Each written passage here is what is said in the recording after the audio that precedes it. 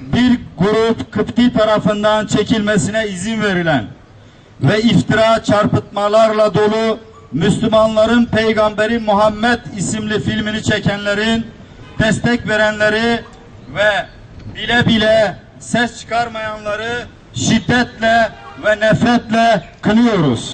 Uzanan eller kırılsın. Peygambere uzanan eller kırılsın. Peygambere uzanan eller kırılsın.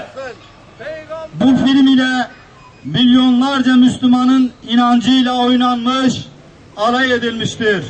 Buradan amaç İslam'a açık bir saldırı, hakaret, aşağılama ve tahriktir. Edinen, huzurlu bir dünyada yaşamak arzusunda olan, başta münevverleri, entelektüelleri ve insan hakları örgütlerini, dünya üzerindeki bütün dinlere karşı yapılan saldırılara tepki göstermeye çağırıyoruz. Ama bugün doğrudan Batı'nın düşmanlığından kaynaklandığı aşikardır.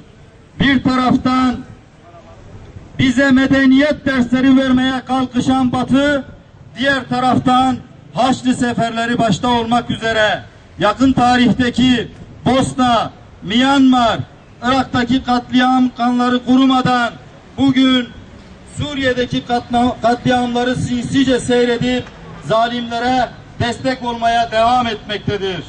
Tepkilerimizi de bu büyük medeniyete yakışır bir vakar ve sağduyu içerisinde göstereceğiz. Kendini bilmezlerin tahriklerine kapılıp gündemi onların belirlemesine asla izin vermeyeceğiz.